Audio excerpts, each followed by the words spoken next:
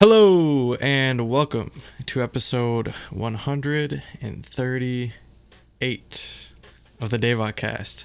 This is a weekly podcast where some of us come together each week to talk about K-pop and whatever's current in the K-pop industry. This week we got a couple album reviews in store for you. Spoiler alert, they're really good. And as per usual, we're doing our talking about the releases of the month, although we are continuing kind of haphazardly, I guess, this month with the change to the format being just like kind of our top 10 of the month. And then we have a topic of discussion, which I think will be kind of amusing, so stay tuned for that. All right. As always, I'm joined by Nate, who usually has no things. Don't you wake up, focus me, look at me every time. Amazing. Thank you, Dreamcatcher. Tommy? I don't know. It's like part of the chorus. Oh, okay. So. Yeah, I never realized that. I just assumed it was a Dami rap because it usually is. Oh yeah, no. Dami's rap has some English too, but this is part of the. This is which one? Curse of the Spider. It's part of the chorus. Yes, I think. All right, and then I'm Jacob. Blow notes right here, and it exists. Also, PSA: I bought this because it looked really dumb in the store. Don't get this. This is like Monster Gatorade stuff, and it tastes disgusting. That sounds disgusting. It's not good. Well, it's just Gatorade with like caffeine, basically, but it doesn't taste good. So it's Gatorade that's worse for you and tastes worse. Yeah, the flavoring is not good. Don't buy it. Drink Propel instead. Yes, we're not sponsored, but Propel that's all instead. I drink. If I'm drinking anything flavored. Yeah, basically, I just saw this at Walmart and was like, okay, I'm gonna try this, and it was not good. Don't buy it. Bad decision. Yeah. All right. Anyways, I guess with that we can. No. You didn't do your one. This is the first episode. We should mention Andrew's super busy with work stuff. Yes. So he's gonna be taking a break from Julie Daebak. If you watch Kingdom Cast, you already knew this because he was supposed to be on that. But yeah, if you only listen to DaebakCast and haven't listened to Kingdom Cast, Andrew's taking a break just to get some work stuff figured out. Yep. And then you didn't do your whole spiel. You gotta tell him to subscribe and. That's videos. We talk about Discord. We probably should do it in the beginning. I do it in the beginning when I host. Yeah, okay. I do it in the beginning and the end. Well, guys, remember to join Discord. It's mucho lit. It's mucho lit. We have a lot of cool discussions and stuff on there. Yep. And since the semester started, I'm not super active, but I try to talk in there as much as possible. Lately this week, I've just been posting really old SNSD perfs. So, yeah, I'm kind of on that kind of kick right now. So, yeah, also please subscribe if you like the channel. We have podcasts every week. Yep. And you can review us on iTunes. It'll help us out. Oh, yes, definitely. It's available on Stitcher, Podbean. All the podcasting stuff. Yeah. What is it? It's Stitcher, Spotify, iTunes. Yep. That's it. We're on everything. Other podcasting services. Yeah. We should be on pretty much everything. Yep. I think we're on Google Play too. I think. Hopefully that still works. I signed up for it, but I don't know if I ever confirmed that we show up there. Do people actually use Google Play for podcasts though? I think people do. I don't know. Okay. Anyways, I'm gonna look it up right now. Yeah, I guess with that we can probably get into the first topic after Nate's done searching that, because this is actually. I downloaded the Google Podcast app, I think I did double check that we're on it. Daebak. I know we're on Spotify because one of my roommates when I was in Korea wanted to check it out. And I was like, we might be on Spotify. And we were. Honestly, we are kind of explicit because we do. No, I specifically had our feed marked explicit because we swear every once in a while. Yeah, because I remember when we first started, we're like, we got to keep it clean, and then we just and then we just gave up on it. So yeah, it's on there. It's up to date. It's got both Kingdom Cast episodes. So we're on everything. Yes. Okay, let's get to topic one. which I will be running, is our first review, and it is Dreamcatcher's new mini album, Raid of Dream.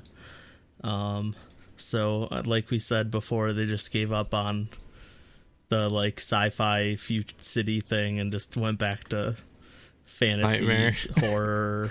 Well, this is, I guess it's the dreams instead of nightmares now, but whatever. I like the new logo. I think that looks pretty good. Yeah, On I have the the album, here, album actually. art. I can Not bring it up. USB cables. No, I have one copy of the album because my special edition didn't show up, but that is the album. You can see Jacob's reflection in it. Okay, let's get started with Yes. the intro, something Dreamcatcher always has on their albums.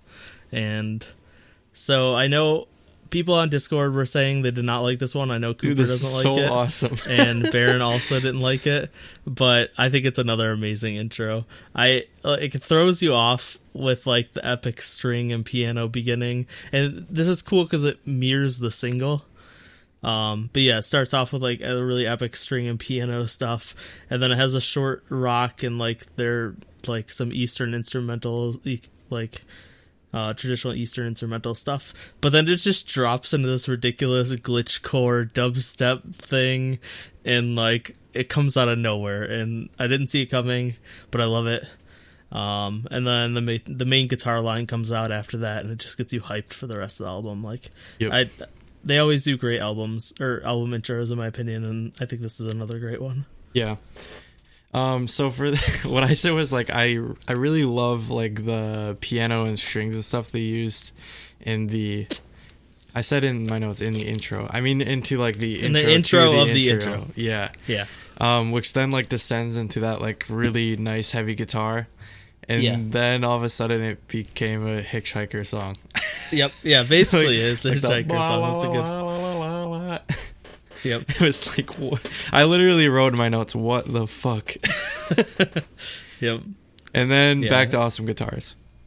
So basically, that's the intro. If you haven't listened to the album, like go listen to it. Like you have to hear the intro for yourself. Like this is probably the craziest one they've done yet, I think. Oh yeah, it's definitely the craziest one, and I can see why some people don't like it. Yeah. Because it is just weird and out Jarring, there. But yeah. I love it. Yeah, it's definitely jarring.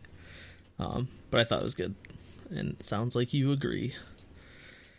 Next we have Deja Vu. So this is a single. And yeah, like I said, this song really throws you off at the beginning because it starts off like a ballad, and it persists that way for a lot longer than anyone expected. So on your first listen, it's you just think they're doing a single that's a ballad. Yeah. Like it just leads everyone on because it's for like a minute of the song.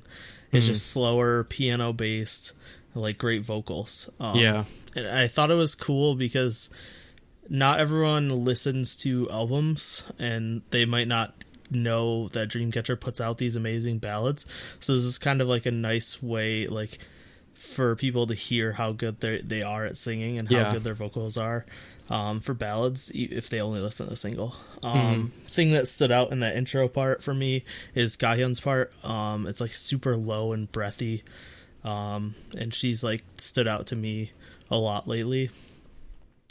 But then, yeah, we get into the pre-chorus and the chorus, and that brings back that, like, J-rock heavy guitar string sound that we pretty much all expect. I love the chorus. I think it's catchy, but not annoyingly repetitive. It toes that line. I could see some people thinking it gets annoying. It didn't for me. I think it's, like, just at the edge, where if they did it a little bit more, it would be annoying, but overall I thought it was great, and I love how after the chorus it drops back into a more slow section for the verses. It really gives the song like really good dichotomy. As for the music video, I think it looks amazing. They got some like really great CG backgrounds in the sets, like especially the like standing coffin full of like flowers, and then the like throne room stuff all look really good. Their outfits fit perfectly. And I liked the whole like storyline thing going on with like the whole friendship being broken or whatever, and like the back and forth sword stuff.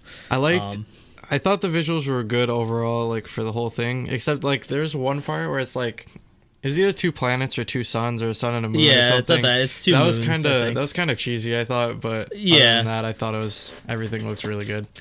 Yeah. And then as for the choreography, it's fantastic as always. I really like the white outfits they have because they have like really flowy parts on their arms. Yeah. And it just really fits with all of, like the great arm movements.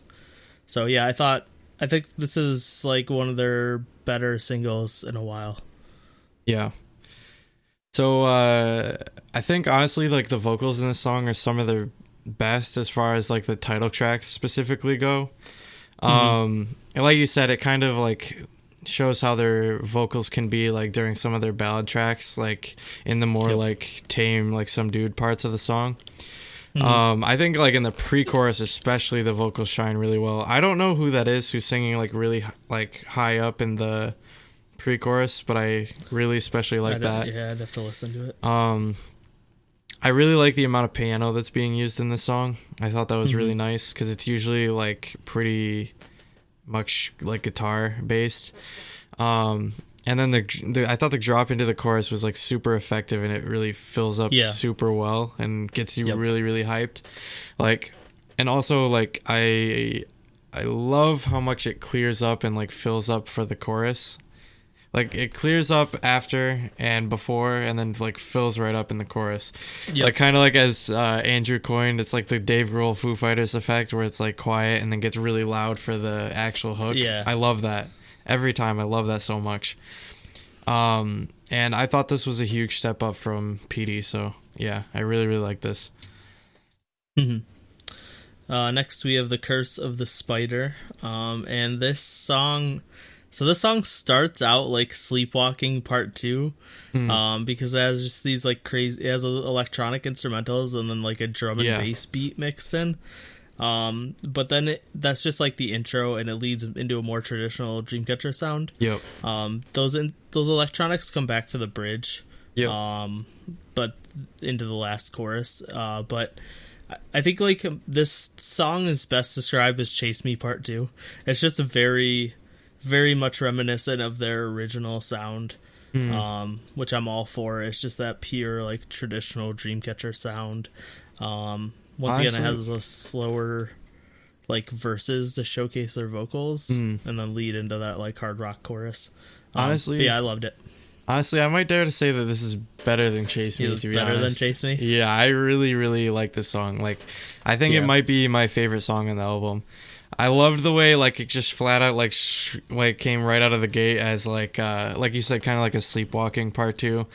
With the I don't know what to call it. I guess it's kind of drum and bass. The beats drum and bass. The instrumentals aren't. The electronic beats that they used like in the beginning was like crazy, and I was just kind of like blown away. Like quite literally, I was just like, whoa, like what is happening? And then the heavy guitars that they used in the chorus and post-chorus, I thought were also really, really nice.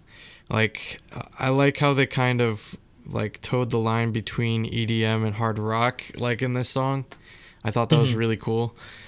And I think that's a theme that's used on this album quite a bit. That was like really nice. Speaking of, next we have Silent Night. And not only is this my favorite song on the album, but this is my second favorite Dreamcatcher song of all time after Sleepwalking. Jeez. And it's close. Like, this song almost beat Sleepwalking for my favorite Dreamcatcher song, and Sleepwalking is in my top 10 K-pop songs of all time. Damn. I think, like, in, like, the first time I heard this, I knew it would be up there in my rankings, and, like, after a couple dozen listens, like, it's still, it's that good in my opinion. I think it's just, like, blew me away. So, like, it starts off, and it's got, like, a low guitar, and it's really reminiscent of Schism by Tool. It's like that same guitar effect that Schism has, which I thought was really cool to hear. Right in the beginning? Okay. That's the guitar effect. Is like, if you go listen, I listened to Schism right after, and I was like, that's like the same effect. It is. It's not the same melody, but it's the exact same effect. And I love how the pre-chorus brings that back, and like it has like a ballady feel, but then there's like clapping and like this really epic percussion build into the drop chorus, and then the chorus happens and it just drops and it like just gives me chills. It's got this like crazy electronic instrumental, but it follows the vocals, and then on top of that they use some vocal melodies in the instrumentals. There's like some, I don't know how to describe it. Like, it's not chanting, but it's like similar, that they use as instrumentals. And that's all layered on top of just this really epic drum track. Everything about it's like produced really well, and it's just like over the top and awesome. I really love that mix of actual vocals and then vocals used as instrumentals. In the as like the mix, I think they accent really well, and it gives like this really like dreamy feeling. And then that all leads back into that intro guitar I mentioned for Dami's rap, and another pre-chorus and chorus. And then you think it's gonna end, and you're like, okay, this song ended, and then it drops into this ridiculous like Euro EDM style ending that's like no one expected, and it just goes on for a few bars. And I definitely know it probably isn't for everyone, but I thought it was just awesome. I was like, nothing about this song like was predictable, but I loved every minute of it. So that's why I think like it's up there for like one of my favorite songs. Yeah. Like, I guess let me start with like the beginning, like you're saying, like the sort of Tool-like intro. When I first listened to it, I was like, is that a distorted guitar or is it a deep synth? Like, I could not tell. Yeah, and it's a guitar, I think. Yeah, I also am leaning towards guitar. Like, I think it's just distorted a lot. Yeah. I really like the fact that I can't really tell what it is, to be honest. I think it adds some level of like, I don't know, makes it kind of interesting, I guess. I really like the low register that they're kind of singing in throughout this song. And I also like the sort of like almost whispery sort of vocals they use in the chorus. And yeah, that last drop at the end was crazy. Like, I was not expecting it the first time I listened to it, and I was like, yeah, this is awesome.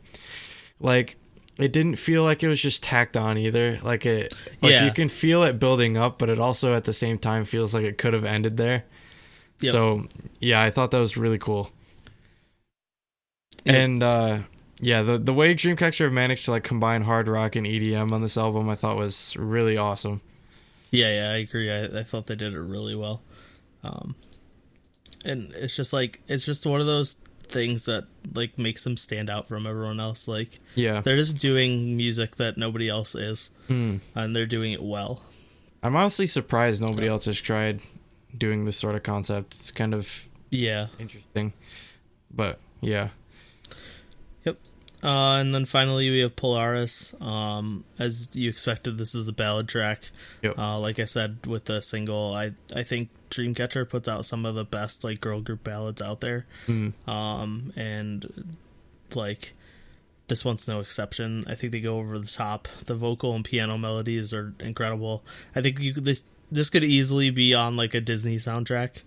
Like it's got that really epic feeling of like a Disney ballad. I really like the mix of acoustic guitar and synths and strings. Like, that's a really good addition, and it adds a good ability to like swell and make the song more dynamic. That like I don't think the piano would really have. So like that's a nice addition to the instrumentals. Yeah, overall another great ballad from them. Yeah, so basically what I said was it's a ballad, but a really, really good one. I thought the piano was really nice, and so was their vocals. Other than that, I didn't really have a ton to say, just because it's kind of hard to describe this sort of song. But yeah, their vocal performance was really nice in this song, and it's definitely a hit for me. Yeah. Yep. Yeah, so that's it for this album. It's only 4 songs and an intro, so it was a pretty quick review. But I think definitely check it out. It's definitely a contender for mini album of the year for me. Yeah, I don't definitely. know if it'll make the list or how it'll do at the end of the year for the whole group, but it's definitely up there for me. So give it check it out. Yeah. So yeah, for scores, I give it a 10 out of 10, no contest. Like, I thought the concept was really good. I really love the music video. I really love the choreo. I really love the outfits. I don't think they really missed anything there. And I loved all the music. Like I said, it has one of my favorite songs from theirs of all time. And I love their entire discography a ton. So, I mean, they're basically my alt group right now. So, pretty expected 10 out of 10, but I had to. All right. Very good. So for me, I gave a full 7 out of 7 for music. I thought every single song on this album, like, just really stood out. Like, it was, like, in some way trying something new for the group, but also, like, kind of building upon what they already had done before, I guess. And I think, honestly, like, music-wise, this is their best album since Prequel, I think, probably. Yeah.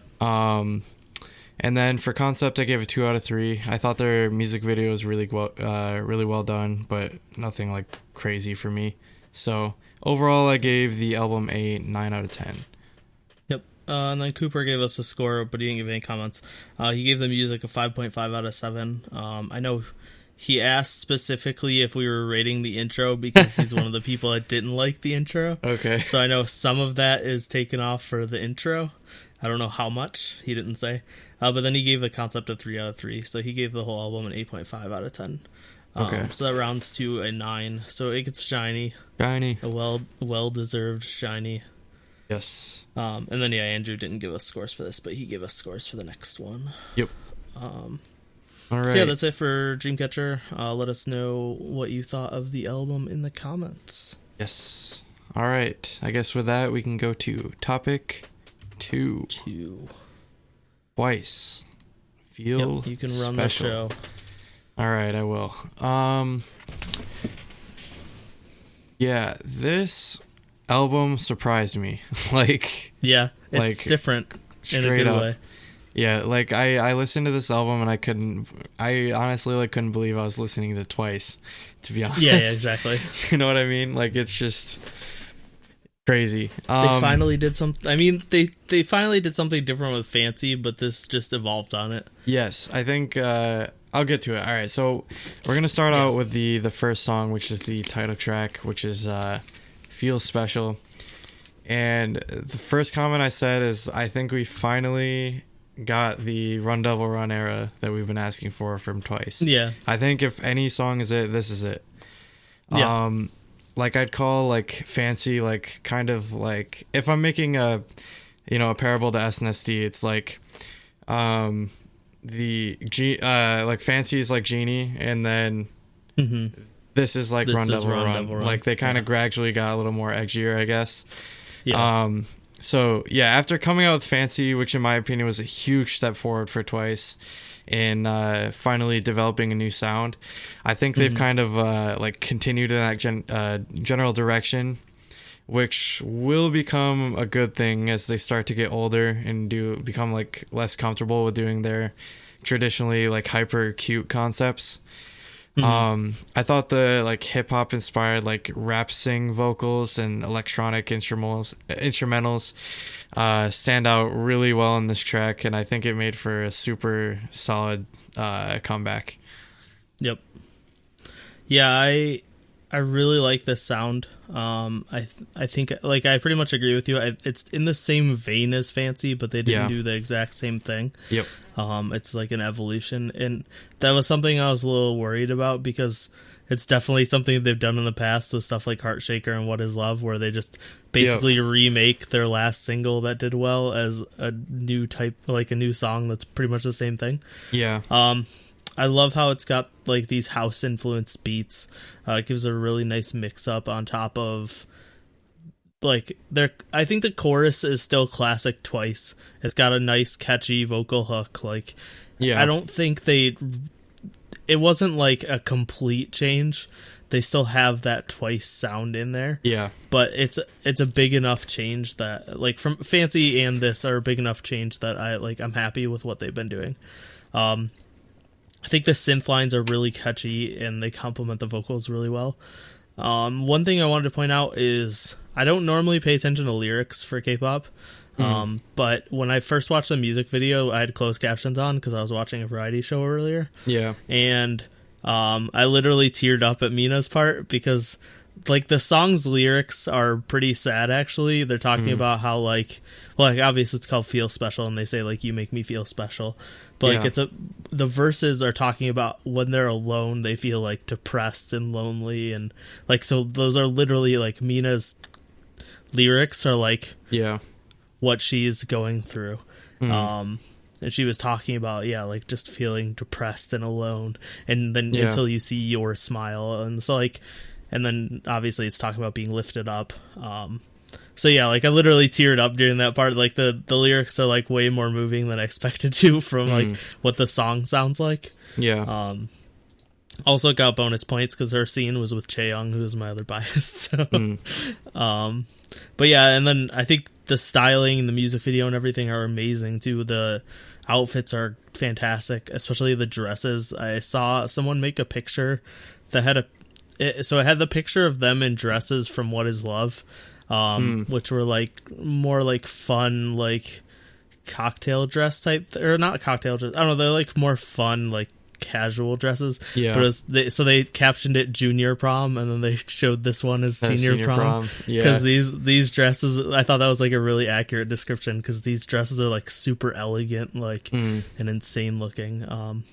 Sana's pink hair is amazing. And especially now that it's fully pink, it's even better. I don't know about the bangs that they had in the teaser photo, but she did look good in the end in the actual. Yeah. Well, now it's not blonde with pink highlights. It's fully pink. So, and then Mina is breathtaking as always. And then choreography, it's twice choreography. I think they never have the most technical choreography, like technically complicated. But their choreography does a really good job of fitting the song and being something that they can execute really well. Yeah. So I think once again they killed it, and I love this song a lot. Yeah. All right. Coming up next, we have. Also, you were commenting on like Mina's part and stuff. I like how also on the album artwork they have everyone like surrounding she's in her. The middle. Yeah. I don't know if that was purposeful or not, but I like to think it is. Was. So, yeah. Yeah, I think it was. All right. So, well, it definitely was because that wasn't the album art and fans complained and they actually changed it. Because they had one of the other covers, because there's 3 versions or whatever. Oh. So, like, the version on iTunes was a different version until people complained and they changed it. Huh. So. Okay, that's cool. Yeah. All right, fandom doing something nice. Okay, so coming up next we have Rainbow. Which is a cover of the group. Cover of the group, rip them. I love them, but anyways. Listen to Rainbow. Yeah, I love the weird in this song. I really love the weird, like, reversed, like, it sounds like reversed, like, hollow sounding notes in the beginning. I don't know how to explain it. They're like bubbles, but, like, popping in reverse. Backwards. Yeah. And then the like really deep bassy notes and almost like flapping sounding beats are really cool. Like I found a lot of like weird songs or sounds in this, and there's a ton. I don't really know how to explain them, but they're really cool. Listen to the song. Yeah. The chorus is super strong and has like a really like big sound. I thought the rap section was really catchy in this as well, and another thing, I really love how like tall the climbs are in such a short amount of time. Like the rate of change, I guess, on that is super like steep. So yeah, this was a great song. I really like this. Yep. Yeah, I like basically had similar comments. I thought the intro, like the crazy and sparse instrumentals of the intro, using a snapping as the beat with all these like glitchy electronic sounds mixed in was really interesting. It's not something you expected to hear on a Twice song. And then like you said, it eventually leads into a much more normal Twice song. I think the vocals are pretty standard Twice, but it has a much more normal instrumental. but it's just a fun upbeat like piano and synth part. It's a fun upbeat Twice song you can jam to, but the verses are definitely the highlight for me with like the super unique instrumentals. Yeah. So I know how you said it's like kind of, it does still like sound like a Twice song. To me, it almost doesn't. Not because of the vocals or anything, but because like, and this is a recurring throughout the whole album. Like the production is way better than it normally is. Oh yeah, that's like, true. Yeah. Like the mixing and everything is way, way, way better. Like, like Fancy again was a step in the right direction, but it still was clearly like a JYP production. This doesn't sound like something that was produced by JYP Entertainment. I'm gonna like, whisper it. It's like, I wish they'd bring that back, but oh no, yeah, I do too. I love it. It's like that was a K-pop staple. Yes. Anyways, it's like Brave Sound. I feel like he just doesn't make music anymore, so you just never hear that anymore. But yeah. Oh, speaking of those like producer name drops, I was listening to The Boys, and when they say TRX, I finally figured out what that means. It's Teddy Riley. Yeah, you didn't know that? I did not know that. Oh, yeah, I knew that. I was like, I knew it was produced by Teddy Riley, but like, I didn't know that's what... I never knew what that was. Anyways, back to Twice. The next track, Get Loud. Yeah, like right off the bat, I really loved like the marching band like drum intro, drum line, which goes like straight into the huge sounding vocals from Jiho. I thought that was a really strong opening, and that like huge sound stays throughout the duration of the song, and I really love it. Like this is what I'm talking about. Like the production on this, like in this album, is way better than it normally is. Like nobody's vocals like sound annoying at all.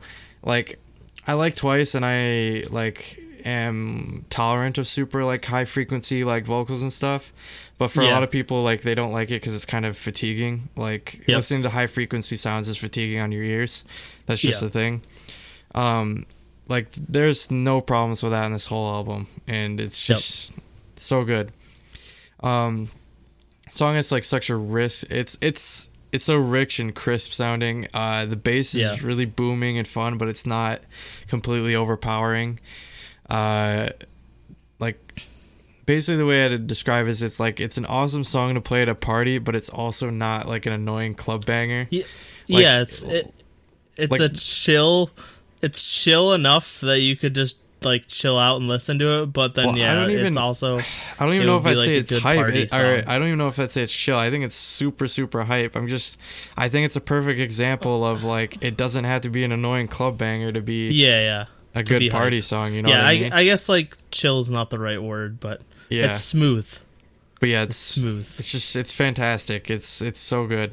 This is definitely my favorite song of the album, even more than Feel Special. I really love this song. I hope we can get a title track like this someday, like this sort of really awesome, hype, crazy sound. I think that would be really awesome. Yep. I pretty much agree fully. Like I said, I love the super hype drum line intro and the like glitchy vocal part that persists throughout the song. Yeah.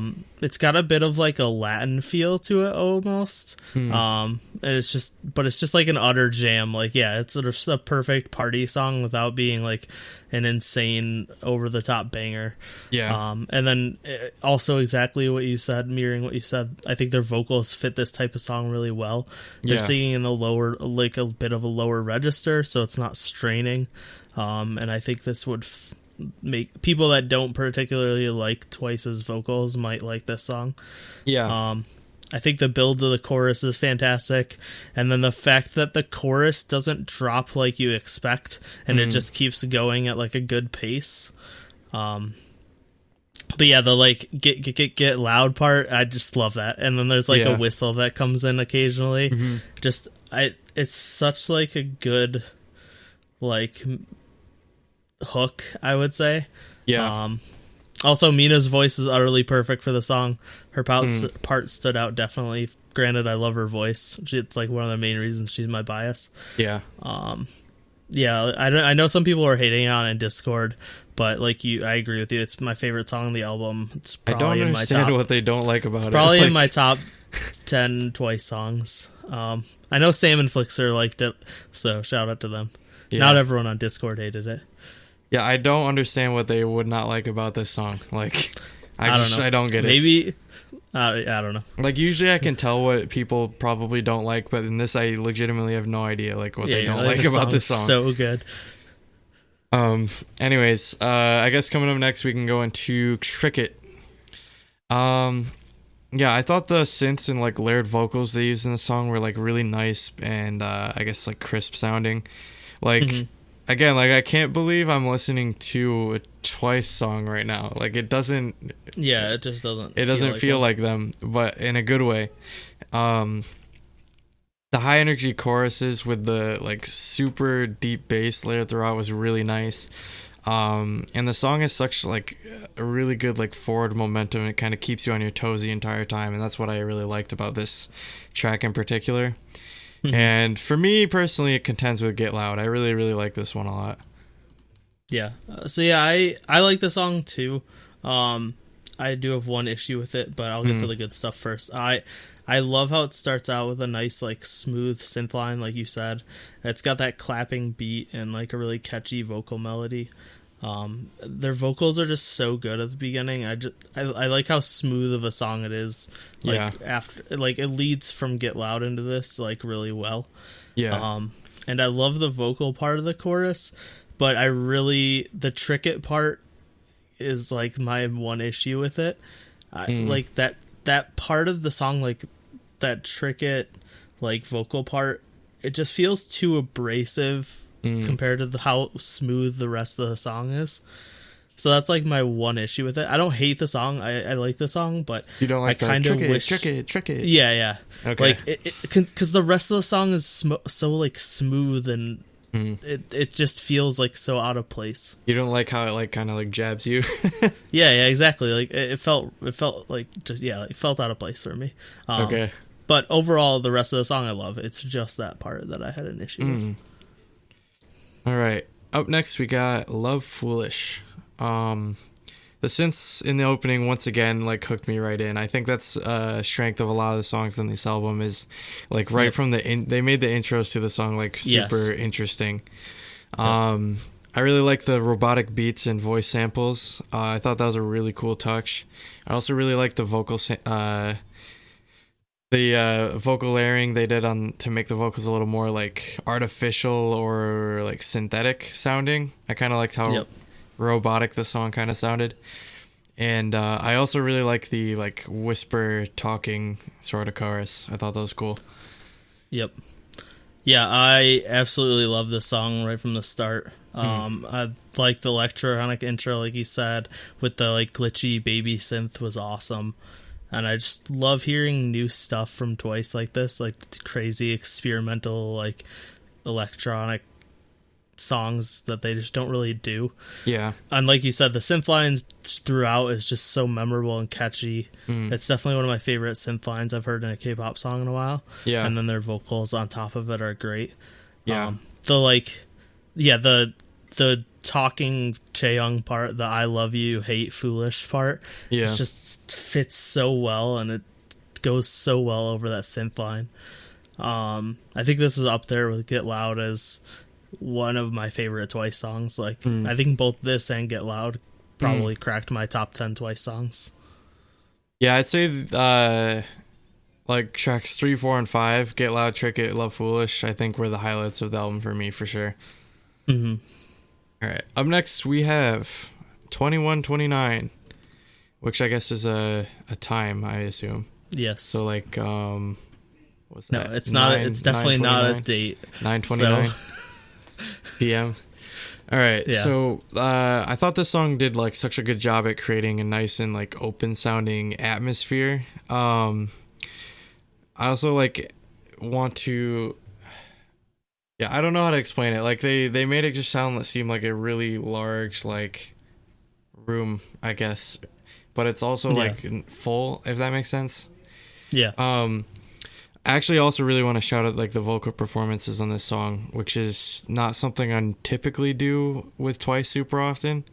It's like really nice, full, rich sounding ballad. So it's definitely like one of their best as far as like this genre goes. Yeah. It's the loungy ballad. I like, there's a through line in this whole album of like snaps, like snapping sounds. Here they're pretty expected with this kind of slow, like lounge style song. And I think the guitar line pulls it all together. There's also a nice touch of like, there's a little hint of brass that's like in the pretty far back in the instrumentals. But I thought that added a nice touch to this song. Overall it's a Twice ballad. Like you said, they're not known for their vocals. Yeah. But so like there's definitely better ones out there, but I think it's perfectly fine. All right. Finally, we have the Korean version of Breakthrough, which, same as the Japanese version. Although, honestly, as expected, I now kind of prefer the Korean version over the Japanese. I think it just is because I can speak some Korean, so like I feel like the Korean phonetics just lend themselves better to the song for me. Yeah. Just like before, the super like bass and like hype energy of the song really helps it stand out, even among these other songs on the album. Yep. And like I said about Get Loud, I could totally see it being like played at a party and being hyped, but it doesn't have to be an annoying like club banger with a wah, wah, wah drop in the middle or whatever. Yeah. If it's a great Japanese release in Korean, I think it's up there with BDZ as their best Japanese releases. Yeah. You mean Bulldozer? Yeah, Bulldozer. And I think like you said, it kind of like helped it's the same switch over in their Japanese songs as like Fancy and Feel Special are. So yeah, it's just like a nice change of pace, and overall I think the Japanese song was fantastic. This is a Korean version. I'm pretty sure like all the Japanese songs that get Korean versions were just originally in Korean anyways. Oh yeah. Like, because I feel like that's also part of the reason why there's such a gap in like quality between some of the Japanese songs and the ones because they were produced by Korean producers. And like what was I don't even remember what the song was called. There was one of them that was just like so forgettable. It's most of them are. It's the one with the like it's like the old computer aesthetic. I forgot what it's even called. Yeah. That one is just the aesthetic or the aesthetic. No, the song I don't remember. I remember what the music video looked like. I'll look up their rant for a couple of seconds while I Google it, because I have them all in my library. Yeah, I guess I could probably just go into scores, I guess. Yeah, you can go. I'm done talking about Breakthrough because it's just it's the Japanese song. I've talked about it on releases. So review or rating. So for music, I gave it a 6.5 out of 7. Candy Pop overall or Brand New Girl? No, I like Brand New Girl, and it's not Candy Pop. There's so many songs on it's Wake Me Up. I want it's Wake Me Up. Yeah, okay. That one's just not. I was like, it's not One More Time, because One More Time is my was their only good Japanese release, in my opinion. For a while, until BDZ probably. But from their old stuff. Yeah. All right, so for music, I gave it 6.5 out of 7. I think this is probably their best album since Twice-to-Gram, I'd say. Like, easily. Like, I really liked Fancy You. But, like, this is, like, expanding on that sound, but with, like, way better production on all the songs, I think, basically. And then for Concept, I gave a 2.5 out of 3. I think this was a really, really awesome music video. Like, as far as, like, visual design goes, I think this is probably the best music video they've come out with, besides maybe Fancy, because that also had a really cool music video. So 2.5 out of 3 for Concept. So I also gave this a 9 out of 10 overall. Thought this was fantastic. I also gave it a 10 out of 10 because... Well, I gave it a 9 out of 10, but... Yeah. Oh, well, no, because Dreamcatcher. you said you also understand. gave this a 9 because yeah. you gave Dreamcatcher a 9. Yeah, I see. I also gave Dreamcatcher a 10. I gave this a 10. Yeah. I think this is two of my favorite Twice songs on it. Like Dreamcatcher had one of my favorite songs from them on it. I think I love this change in their musical style. They're trying new things, and I think it's working. Like you said, the production on this is like way better than previous stuff. So yeah, I gave them full marks. I thought their concept was fantastic. Music video was fantastic. So yeah. Full marks. Cooper said a 6.5 out of 7 for music and a 3 out of 3 for concept for a 9.5 out of 10. Wow. He said, this is easily their best album for me. Every song showcases their talents extremely well while still keeping their uniqueness. The title track's super relatable and emotional lyrics mixed with a super catchy Twice hooks and a fantastic instrumental. The B-sides are just as great. My favorites being Rainbow and Love Foolish. Overall, this is peak Twice, and I hope they continue with this style. Yes. And then definitely agree. Andrew said he didn't give thoughts, but so if you don't know how Andrew scores albums, he gives 3.5 points for the single and then 3.5 points for the rest of the album. Yep. And he gave full marks, 3.5 out of 3.5 for Feel Special, so he really loved that. And then he gave 3 out of 3.5 for the rest of the album. He gave almost full marks for the rest of the album as well. Yeah. And then a 2.5 out of 3 for concept, so a total of 9 out of 10.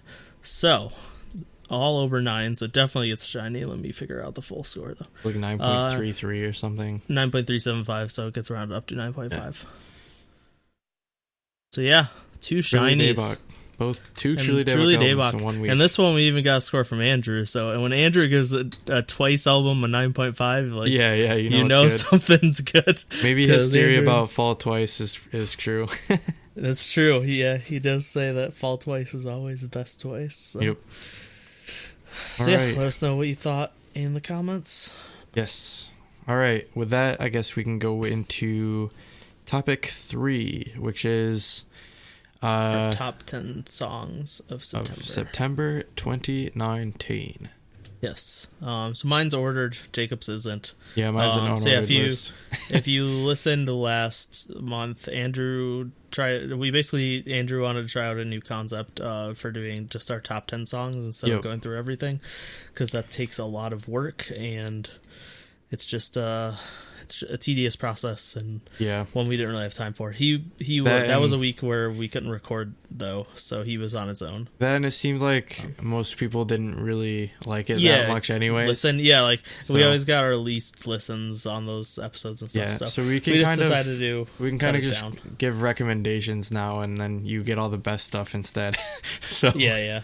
And then I'm sure we'll mention it when stuff's ridiculously horrible or funny. Yeah. And like things to mention. Honestly, this month, I assume you're seeing my top 10 on the screen right now. This month was pretty weak in my opinion. My bottom few were kind of like filler. I almost kind of wouldn't have probably put them on in a normal month, but there just wasn't enough. There is 2 caveats I want to mention. There's a high chance that 2 of my favorite songs of the month come out on Monday, because we're recording this on the 27th. Yeah. And both One Us and Purpleback have comebacks on Monday. And I really liked Purpleback's debut. I thought it was a really good girl group debut. And then One Us has put out 2 utterly amazing singles and 2 utterly amazing albums so far this year. So there's a high chance both of those would probably make my list. But obviously we were recording this before they came out, so I couldn't put them on the list. But I'll start from 10, and I just have little talking points a little bit. This will probably be a pretty quick topic, to be honest. I don't have a ton written out. But I started with Love You by Monstax. Like I said, this is one of my filler songs, but this is an English release, and it definitely gives off American pop vibes. I think what made me put it on this list was I absolutely love the minimalism of the instrumentals and the use of silence in the song. Yeah. It's a super simple song, but I think it does its job well. But it's a very American, boy group, radio play song. They're mostly auto-tuned. The lyrics are super simple, but there's enough interesting in the instrumentals for me to put it on there. Yeah. Number 9, I have Dumb Liddy by Card. Terrible title. Despite the horrible name, I think this is one of their better songs in a while. Yeah, it's fun. It's definitely better than Bomb Bomb, I think. So yeah, it's better than Bomb Bomb, and I think I like it better than Ride on the Wind too. Yeah. It's just a straight banger. It has a really catchy hook, like it's stuck in your head. And yeah, like I think the concept was cool. I think they went too far with it for some of the shots and some of the outfits and makeup to the point where it just goes overboard. Yeah. But overall, I thought the concept was a cool idea, and like most of it looked really good. Yeah. It was definitely a lower budget. Like, well, I don't want to say it was lower budget. It seemed like they blew everything on like outfits and makeup. Yeah. And then like the sets, it were just like very basic. Yeah, they're just black. Yeah, like, exactly. Just It's just dark. It's like, yeah, it's just like a dark room. Like there wasn't much to it. Yeah. But yeah, I was ready to hate the song based on the name alone. Yeah. Because the name is so bad. But I was surprised, and that might have helped it because it probably lowered my expectations a lot. Next, number 8, I have Sunamu's We Are Legendary. So this is an OST for a video game that just came out. And if you notice that Sunamu only has 4 members, we're going to talk about that more in the next topic. So if you're watching these topic by topic, wait for tomorrow. But we'll talk about that more later. But I think this song's like pretty standard EDM banger song. But I think Sunamu always did that really well. Yeah. And I'm happy for them to be back. Kinda back, I guess. They're partially back. Because one, it's not a real comeback. It's an OST for a game, and 2, the whole group's not here. But I'm just happy they're putting out something. And yeah, this type of hype song, I think they do really well, and they've been gone for so long. I had to put it on my list. It's the first thing we've gotten from them in like a year and a half. Yeah. So yeah, definitely check it out if you enjoy Sunamu. Number 7, I have Growing Up by Minsaw. Amazing ballad from one of my favorite new soloists. This was released for Mystic Listen project. Yeah, if you know who Minsaw is, you probably heard the song, you probably love it. If you really like female solo ballads, check her out. She puts out some really good ballads, and then she puts out some really good like big band, like just like unique stuff, like stuff that like IU puts out and no one else puts out. So I would say if you're a fan of IU, you probably would enjoy her type of music. Yeah, I'd say IU is probably the like old IU is probably the the closest comparison I'd say to Minsaw. Yep. Yeah. Anything else? No. I feel like I'm just jamming through my list, so there's not much. I'm not leaving you room to talk, so if you have anything, let me know. No, it's because I also have the song on the list, so that's why I'm just like, never mind. Yeah, you can save it for... Yep. Yeah, that'll happen for probably half of our lists are probably the same. Yep. Speaking of, the next song is Workaholic by Bopalgan. So actually, you reviewed this already. Yep, I did not. I was not on that episode. So Baron liked this song way more than I thought he would. Yep. So I was like, they took the Bopalgan formula and twisted it a little. Yep. It's a little more like intense and funky than their usual like acoustic pop and ballad tracks. What I said was it's almost like they went more mature and it sounds almost like a Sunmi song or something. Yeah. Yep. It's like Bopalgan mixed with Sunmi. And yeah, I really like this because it contains hints of their usual style. So it can still be loved by their fans, but it'll bring in new fans like Baron who didn't really dig their old style enough. Yeah. I think it's like a really nice way to bring new fans in while appeasing the old fans. Yeah. And I think Jiyoung's voice fits this style really well too. Yep.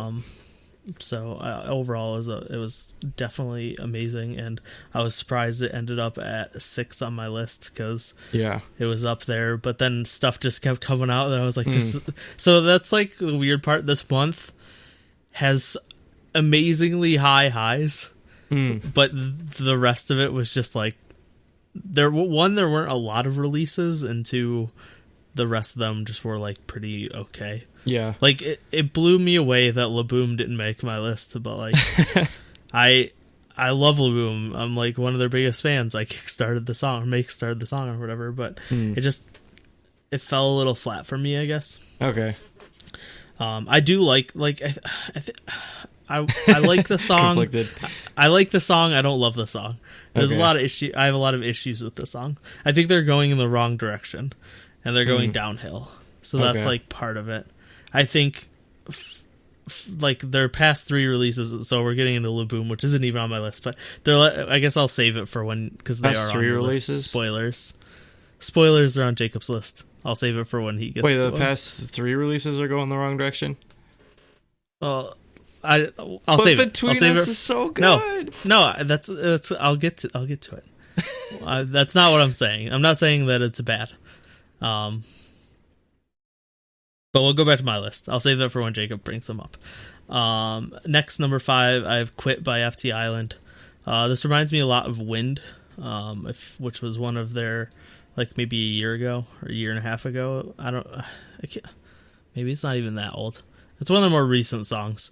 It's like super epic, sentimental song. I love Honky's voice. I always have. And it definitely gives off a feeling of like frustration, fitting the name of the song. And I assume part of the inspiration for the song has to do with the whole burning mocha situation and feeling betrayed by their bandmate and their friend. I don't know if that's actually what the lyrics are saying, but it's definitely the vibe I got and the feeling Honky expressed. It's a feeling Honky's expressed before on like social media and stuff, and I think the song gives off a similar vibe. But yeah, if you really like really epic, sentimental rock songs, FT Island's amazing, and the song was really good. Number 4, I have How Can I Love the Heartbreak, You're the One I Love, which is a ridiculously long title in English, by Akmu. And this is an utterly amazing ballad. I think it's their first comeback since the brother got back from the army. Yep. And it's one of the most beautiful ballads I've heard in a really long time. I love the contrast of their voices. Yeah. Definitely check it out. I considered putting it in my list, but I had only listened to it like once, so that's why I left it off. I know I haven't listened to the album yet, but Discord, a lot of people on Discord were saying it has a chance like album of the year, like it's that good. So yeah, I definitely need to check it out. We didn't review it, but we'll definitely have to check it out for our awards at the end of the year. Yep. Number 3, I Feel Special by Twice. No surprise. Talked about it just last topic with the review, but I think it's a nice evolution on Fancy with some house beats mixed in, good synths. The music video is beautiful and it's in 4K. The lyrics got me to tear up. But yeah, check out our review for more thoughts. Number 2, I have a song you reviewed but I didn't, which is Devil by CLC. So good. And I have listened to this song so much. This feels like so I have more detailed thoughts since I didn't get to review it. This feels like an evolution of their original song sound back from near debut, like Pepe, which I absolutely love. I think this is one of their best releases they've ever put out, and I really like the Hobgoblin Black Dress style. But I would love if they kept at this type of song. They need to keep doing this. Straight up. It's so good. It's so good. It's amazingly produced. They sing it really well. The choreography is great and memorable. The song is just amazing. It's catchy. It's one of the best songs of the year, in my opinion. Like, I was blown away by this release. And it didn't even make number 1, but it was very close. I had my alt bias knocked it off the list, but it was very close to being number 1. But then, number 1 I gave to Deja Vu by Dreamcatcher. I think it's their best single since You and I love Dreamcatcher. Everyone knows, if you listen to the podcast, you know that. They're my ultimate group right now. And I think this is classic Dreamcatcher formula with a nice ballad intro that throws you off. Nice MV, great sets, good storyline. Another song we just reviewed, so if you want more detailed thoughts, check out our review from the first topic of this episode. So that's my top 10. All right. I guess moving on to mine. Mine's unordered, by the way, because I didn't really know how I'd place everything, so I kind of just... These are the 10 songs that kind of interested me the most. Out to you. So starting out, we have... a lot of these are already talked about in the podcast in past episodes, but... So, yeah, Workaholic and 25. I wrote 25 on there. That's actually the name of the album. I meant 25. Yeah. So Workaholic, yeah, like I said, it's kind of like almost like Bullpugan doing Sunmi kind of style, which I really like. I think it works really well. I did warn in my review of it that I don't want them to lean into the electronic sound too much. Yeah, I think that the acoustic sound is like their signature. Yeah, it could cause them to lose sight of what makes them fresh to me. So, yeah, I do really like this. I don't want them to get too far in the weeds, I guess, of that, though. Pretty much similar comments for 25 or 25. And that song in particular, I really like the Jiyoung's vocals. I thought they were really nice. Next, just talked about it. CLC's Devil. It's so good. I've been playing it a ton since it came out. A lot of it was just through like in my car, watching the music video, etc., etc. I was telling Nate before the podcast that like I play it like whenever I'm in the car. And one of my roommates really likes the song. He's like, "What's that song? Keep playing in the car." And then so I sent the link to him and he likes it. So there's that. Also, I use 23. He also asked for the link to that as well. Good. So that was kind of cool. Another great song. Yes.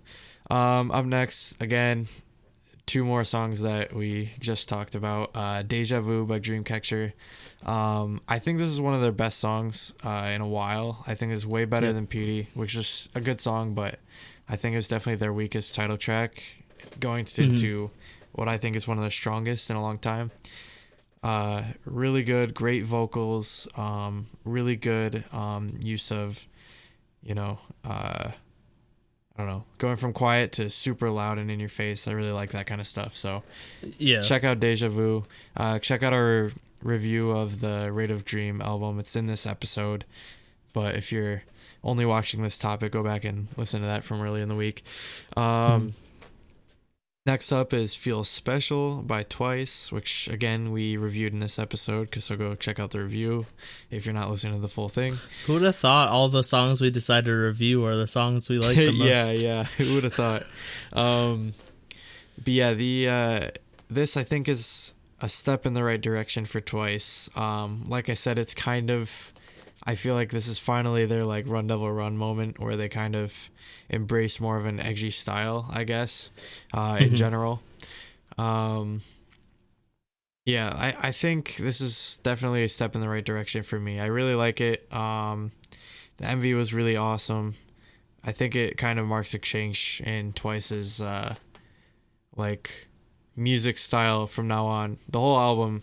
So yeah, check out our review of that. The album's awesome. Yep.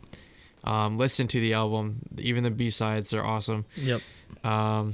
So next is one that I guess seems kind of controversial is Jessica's new single Call Me Before You Sleep, which is featuring Giddy Boy and produced by Chacha Malone. I know Sam said she really did not like it. She said it was like straight up just said it was bad. Yeah, I know Baron said he didn't like it either. So. I thought it was pretty good. It's just a nice chill like hip hop pop song. I thought it was nice. I know Jakari did really like it, so I guess maybe it's just kind of divisive, I guess. I don't think a lot of people are going to pay attention to it anyways, to be honest, because it's kind of a low-key release. It's just a single and it's not an album or anything. Does it even have a music video? I mean, it does, but it's not really a music video. It's just like them in the studio singing the song, basically. Oh, okay, yeah, that's one of those, yeah. Yeah, I think it's a good release. I think it's definitely a step up from Summer Storm, which was her last single. Like Summer Storm wasn't bad. It just wasn't that special. Yeah. I think this is a lot more interesting than that song was. So yeah, I think The problem is she just keeps doing the same type of stuff. Yep. And like she sound like all of her releases since she left SNSD all sound very similar. Honestly, I think like Fly and Wonderland, both of those albums were really good. And then Summer Storm was just kind of, or the album Summer Storm was on, I think it was my 10 years or something like that. My Decade. I don't remember, yeah. My Decade, like I think it's called. That one wasn't as great, although I think that one also had the terrible fate of being released alongside Holiday Night. Yes. Like, so there's that also, which is had a lot more money behind it also, and yeah, that's what I'll say. Anyways, I like seeing Jessica work with like Chaksha Malone and like different producers. I hope she continues to do that, but I want to see more variation in song type, I guess. Yeah, I definitely agree with you there. So yeah, overall I think this is a solid release. I hope she continues to put out music, but I want to see more, I guess, in the future. All right, so next up we have one that Nate also already talked about, which is Growing Up by Minsaw, which I thought was a really, really great ballad. Yeah, like we said before, like she's kind of like old school IU, I think, and she has a really, really nice singing voice. All of her songs are amazing, and yeah, I wanna see her come out with an album. Yeah, because I would She's definitely only had listen to that. Single album so far. I'm pretty sure she doesn't even have a mini. So, no, it's all single albums. Yeah. I'm awaiting her to come out with a full release. Yeah, so coming up next, we have Laboom with their new... I haven't actually listened to the whole album, but I've only listened to Firework a few times. The album's... I heard the album's not very good. It was disappointing. About it. I don't hate it. It's fine. It's not up to snuff, in my opinion. Okay. You can definitely tell it's a make start album. Like, the production quality is very low. Yeah. And it's just like, it's weird because their vocals just aren't at the level that they usually are. Like, Laboom has really good vocals, but for some reason on this album they're just not at the level that they should be. As for the single, I guess I'll talk about what I don't like about it, and then you can talk about what you do. So like, for my like same as the album, I feel like their vocals just aren't up to stuff in the song. And what I was saying before is, it's like they feel like they're on a downward trajectory since they switched concepts. I love Between Us. It's their best song, in my opinion. I just really love Between Us. Between Us, no, like I love Weeby, but like Between Us is so good. Like, Between Us is really good. Song. I think it's a little bit below Hui. I think Hui is like one of the best girl group songs ever made. Yeah. But I was okay with the switch to Between Us. Like, I thought Between Us was amazing. I thought they did it really well. But then Turn It On was like a step down from that. Yeah, and I think this is. And then I think this is a much bigger step down from even Turn It On. So like, I disagree with that. I don't hate it, but it's just it just feels less inspired. It feels more generic. It feels like their vocals aren't where they should be and where they usually are. I don't know if they're just like not in great condition right now, or what happened. Maybe it was the direction of this like director of the song just wanted them to sing in a certain way, and it's just like, I was just so disappointed for most, like, overall. I think part of it is I get really hyped for Laboom because I love them and they're one of my favorite groups, and like I just got too hyped, I guess. So I was let down. But I think it's fine. I don't hate it. Like, most of the people on Discord were like really against it. There are a couple songs I liked in the album. This particular song they didn't like? I think, yeah. I mean, they didn't like the whole album, but I think they were pretty mad on this song. Okay. I really like ZN solo, actually, which was surprising because she's not one of the main vocalists. Because the album is actually only 3 group tracks, and then there's a solo for each of them. So that's another thing, is like they cheaped out on the album by doing that, like BS, where they couldn't even produce a bunch of group tracks. Yeah. But it is nice because they did help produce all of them, except Hayen's song for some reason. But all the other 4 helped produce their solo song. So that was cool.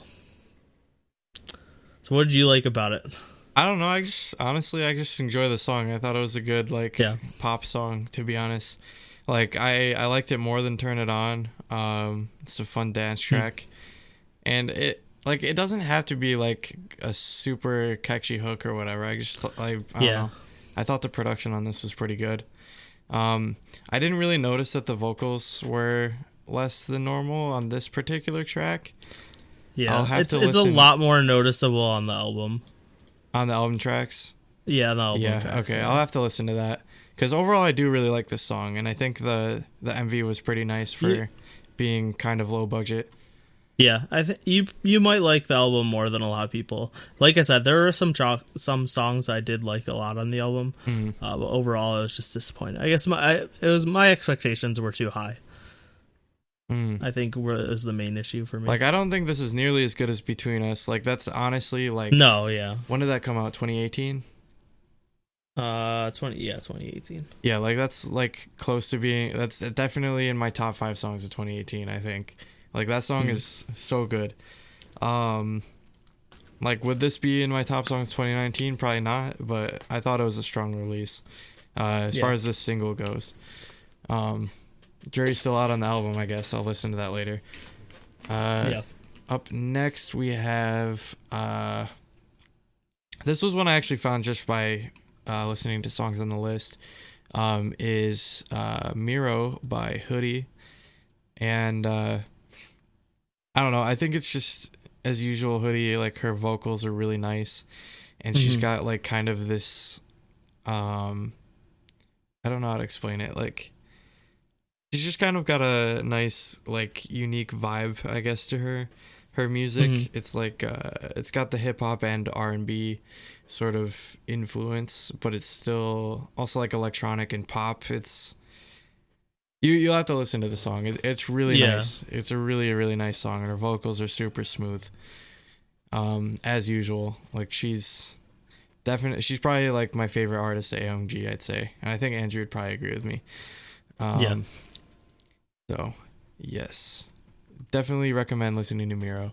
And then lastly, we have Quangina with her song 6:35 p.m. This I don't have a ton of comments on, but I put this on the list because this is a really, really good ballad. And she's got kind of a understated... sort of thing. Like, it's very low vibe, I guess I'd call it. It's very like relaxing ballad, and I guess all I can say is you gotta listen to it. I guess it's really, really awesome vocals. Super slow, but really, really good. Yeah, just a really good ballad to check out if you're into that. Yep. So those are my 10 songs. So yeah, that's our top 10 songs of September 2019 in K-pop. So let us know what yours are, and let us know what your thoughts are on the new like format, and just like what you guys think of that over doing a whole episode going through a bajillion songs. Yeah. Because it seemed to us that this might be a better choice, but we definitely want your feedback. Yep. Okay. Going to topic 4, the last topic. We're going to be talking about TS Entertainment, or as I lovingly call them, Total Shit Entertainment. It's accurate. Yes, it is. So if you don't know who TS is, so they've had some news lately, so that's mainly what we're going to talk about. And we're going to go through their history as well of similar news. If you don't know who TS is, they were founded in 2008 by Kim Tae-song, and they were the home of Secret, BAP, Sonamu, and Tracing. So yeah, Jacob and I, favorite girl groups of all time. Yeah, Jacob and I knew them because of Secret way back in the day. We loved Secret. I was a fan of BAP as well. I loved Sonomu. Like, I've been a big fan of all their groups. But this company is horribly bad. Like, Total really shit bad at managing. They're... Honestly, I would put them in the top, like, 3 worst K-pop. Like, they're, like, YG level bad. Yep. But then worse, they're, like, actually, not even big enough. as far as management goes. Yeah, they're worse in management by far, but YG is just Terrible super company. corrupt. Yes. Yeah. So that's the problem. Like, YG is horrible in a completely different way. Yeah. But this company is, like, really bad at managing their artists. So what I'm going to do is I'm actually going to go through an entire history of lawsuits by their artists, because almost every group that has been in this entertainment company, actually all of them except for Tracing, have now had lawsuits with them. Yes. So starting in, I'm just going to be reading, so this is all sourced from Wikipedia and Soompi articles. Yes. So go check out those. But basically, so way back in November 27th, 2014, 6 members of BAP collectively filed a lawsuit against them in order to nullify their contracts, claiming unfair conditions and profit distribution. The following day, TS Entertainment issued a press release refuting the claims, stating there have been neither such maltreatments or unfair clauses of the contract. And then on August 1st of 2015, so almost a year later, BAP returned to TS after reaching a settlement. Yes. So that was the first of many Are lawsuits. they still with TS, or did they finally leave? I think they might have left last year, but I'm not 100% sure. I'm looking up right now. No, they are. Or no, yeah, they're under King Entertainment. Oh no, that's a Japanese. They are still under TS. Oh my god, that's crazy. Or wait, no. Did they disband? Oh, no, yeah, they disbanded this year. That's right. Oh, I didn't even know that. Or either that or I forgot. Or so Jungkook and Zelo left after their contract expired. Yeah, that's without them you kind in of don't last year. And then in February this year, the remaining 4 left. Yeah. Remember, Jong-up confirmed the possibility of a reunion in the future. Who knows? So yeah, they disbanded this year. Okay, so that's BAP. They tried to leave and then eventually stayed there after reaching a settlement. Yeah, next we have Hillsong. Well, I remember with BAP, like, that lasted for a really long time. Yeah, it was like almost I think a year. It lasted like before. A year, yeah. It was like... Yeah, they filed November 2014 and they didn't settle until August 2015. Yeah, that was a huge deal, I remember. Because, like, the entire group was... Right? It was all members, right? Yeah, it's all 6 members. Yeah. We're like, this company is terrible. yeah. And there wasn't a precedent for that back then. Well, like that's worse than any of the, like, SM lawsuits. Like, TVXQ didn't even have all the members. Yep, yeah, exactly. You know? Or XO. Yeah, and it just, having the whole group was, like, a big deal. And 2, like, there just weren't that many contract disputes lawsuits back then. I feel like this is happening more often, or at least it's just getting more public. And we're just hearing about it more often. Yeah. Also, I wouldn't be surprised if it's partially because, like, law in Korea might have started favoring artists more and was a lot more company centered previously. So I'm assuming, I'm curious in the BAP thing who ended up having to settle. Yeah, it never really got out how they got settled. I assume since they're still there and haven't tried doing another lawsuit, BAP probably came out on top. Yeah. So it says there's a little bit more information. So it was reported the group filed a lawsuit to nullify a contract, blah, blah, including statements claiming that $9 million US dollars the group earned over 3 years. Each member has been paid a total of $18,000. So really, that is what they're saying. How many years? 9 years. In 3 years. In 3 years, they made $9 million, and they got paid 18,000. a total of like 100,000 as a group. So each member got $18,000. Each member got $18,000 for 3 years. For 3 years, and they made the company $9 million. So the members were making less than minimum wage. Oh yeah, I mean that's fairly US. common early because like you're paying back your trading but like stuff. But like, are you kidding for me? that, if they made that much money, they should have paid off their training by then and made a lot more money. Yeah. But yeah, they stated that like none of that actually happened and blah blah blah. And yeah, it basically they settled. It just says BAP returned to TS after both parties reached a settlement. It didn't say.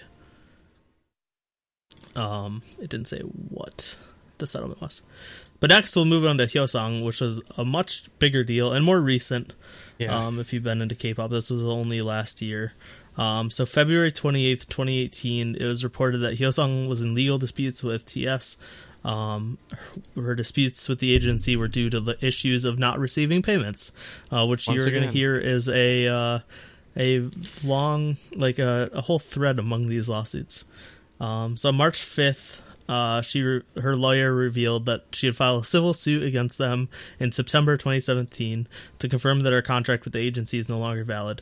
Her lawyer stated, first, there are payments that Jung Hyosung has not received. TS Entertainment also transferred the management rights conferred by its exclusive contract with the singer to another party without the consent of herself. Not only is this a clear violation of her contract, but it's also a source of instability in her promotions as a singer. So it sounds like they also tried to transfer her contract to another company without telling her. Without her permission. Yeah, I'm pretty sure that's illegal. Yeah, so on October 29th, it was announced she would return to the entertainment industry as she signed with Tommy and Partners Entertainment after an ongoing legal battle. And on November 14th, the Seoul Western District Court ruled in Hyosung's favor in her legal battle. The court stated, we confirm that the exclusive contract holds no validity, and the defendant, TS Entertainment, must pay the plaintiff approximately 130 million won, which is about $100,000 in remaining down payments and unpaid wages. So yes, it took about a year, because she filed in September 2017, so over a year. And then of course TS denied all this as well, and we were like, blah blah, no, we didn't, we paid all our money, blah blah blah. Like, it's like, no, you lost. Like, you clearly didn't. I don't know why they think they can do that. No, especially the part that's crazy about this one is that they tried to transfer her to another company without her consent. Yep. And like without her signing a contract or anything. Yeah. Like, I actually couldn't. There's not much information, but apparently also Song Ji-eun from Secret had similar something. Like, so here, this is all it says on the Wikipedia page. This is pretty much like all I could find, because all the articles are in Korean. Yeah, Ji-eun. But it said, Ji-eun, I love Ji-eun. I love her solo music. It's amazing. Go check it out. But she submitted a request to the Korean Commercial Arbitration Board to verify her contract is no longer valid to TS due to TS not following the terms of the contract. Yep. So it sounds like they also broke her contract and tried to do some shady stuff. Dude, the fact that they keep doing this over and over, like, and not learning from it, like... No, yeah. It's ridiculous. So, why we're bringing this up now is this week, we got news. So, Omez on Twitter, if you don't know, you should know if you follow K-pop, but he basically translates, like, almost every Korean article about K-pop, news article. So, you can get if you follow him on Twitter, you'll get, like, up-to-date news on tons of stuff. And he posted on the 23rd, so that was Monday of this week that we're recording, that Sunamu's Nayeon and Sumin filed for termination of their contracts. They began the process back in May and have yet to receive a response from TS. Another member is also expected to file for contract termination. Oh my god. So they're trying to nullify their contract. So basically the what it's expected, they haven't really said Oh no, yeah. So and then TS did confirm this is happening after this news got out. It seems like the main reason they're doing it is they haven't had a comeback in a year and a half, and they've been promised a bunch of comebacks. Yeah. So the they fact didn't that even get like the third song out of their yeah, trilogy. so yeah, exactly. So I was gonna say that back in the end of 2017. There was the big thing was we were supposed to get 3 singles in 3 months from Sun and Moon, from October, November, December. October and November came out, and they were probably their best songs. Mm-hmm. Like, those 2 songs are amazing. And then December never happened. And we basically had never heard from Sun and Moon since. Yep. There was rumors late last year, I think, that they were going to have a comeback. That never happened.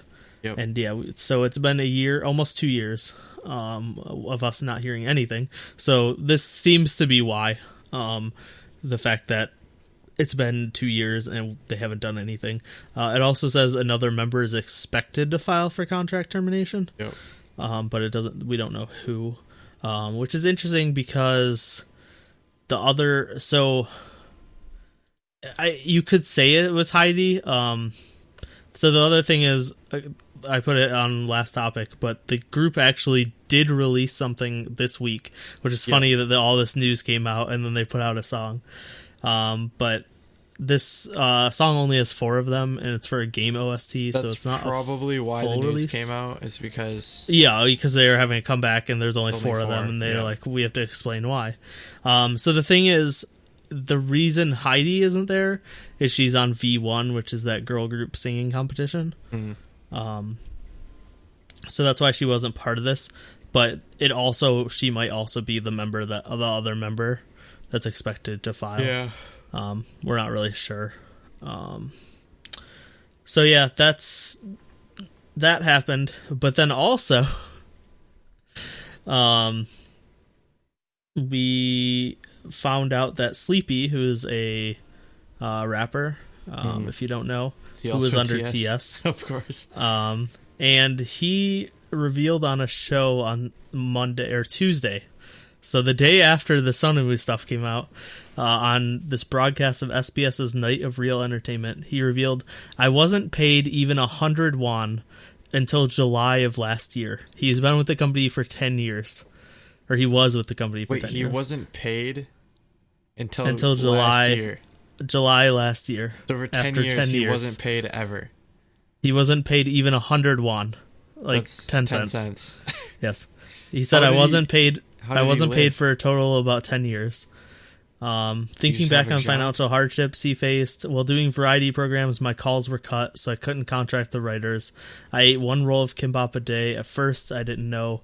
When I was paid, I just let it go while thinking, this is how it is. They said after I renewed my contract, they would pay me 120 million won in parts, but I didn't even receive all that. I couldn't maintain a living. Then TS Entertainment's previous CEO claimed that his statements were a lie. He said it's false, that Sleepy wasn't paid. He was paid the profit of 120 million won. People are talking about his current popularity, but before the company paid for the expenses, at the time he had no profit.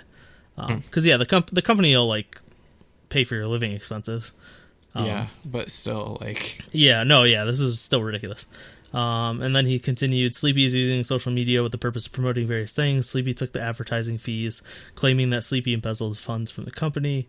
However, Sleepy's claims are different. He said, I'm aware the company is considering my social media marketing as the biggest problem. It was an unavoidable circumstance in order for me to maintain a living. There was a vacuum, shampoo, fruits, and more among the sponsored items, but half of the sponsorships were clothing. I accepted clothing because I didn't have a stylist.